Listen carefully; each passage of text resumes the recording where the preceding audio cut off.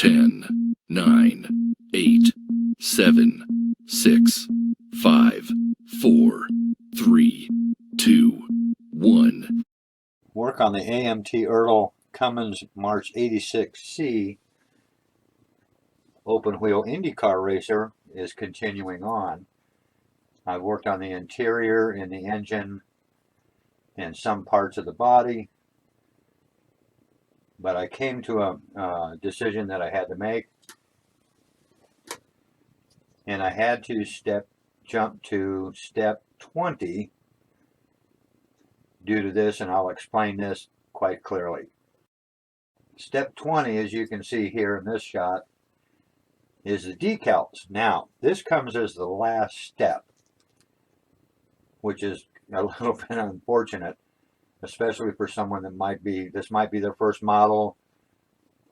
It could be their first model ever, and this is not the way you want to do things. You don't want to add the decals in the last step, and that's for the simple reason that these particular decals, which are on this shot,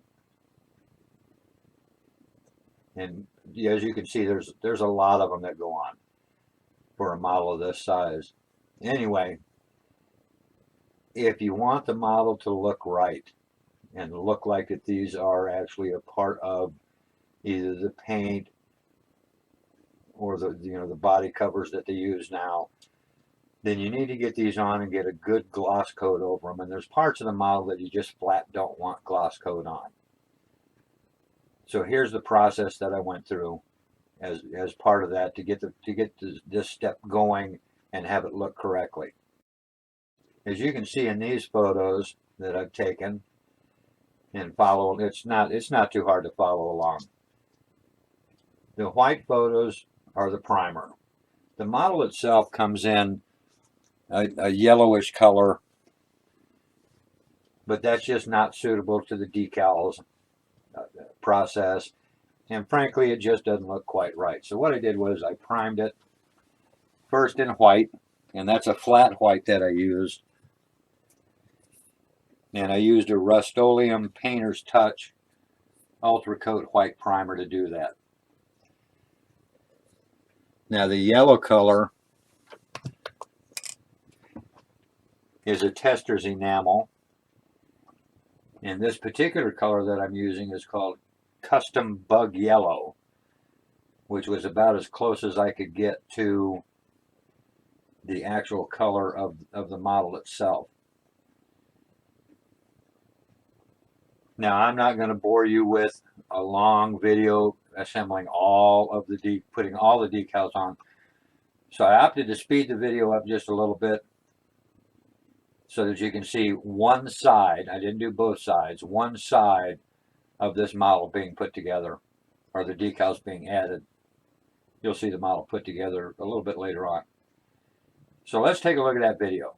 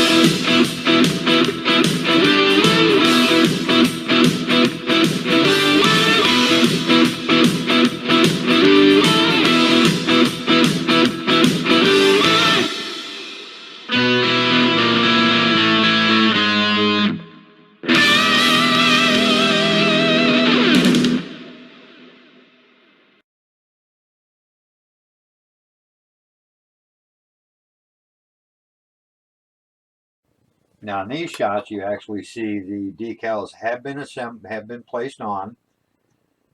They're ready for their gloss coat. Now I strongly recommend allowing at least a 24-hour drying time for these decals before you spray the gloss coat over them. Otherwise, any water that's going to left is going to bubble the paint. It could cause runs. It could cause the gloss coat to never dry. And when you go to touch it, of course, it's just going to screw everything up. So these are still in the drying process and will be for quite some time. So hopefully you've enjoyed this just little bit of a tutorial. And I hope it gives you a little piece of advice. If you have any questions, feel free to post them in the comments below and I'll be happy to answer them. Hey, thanks for watching, guys.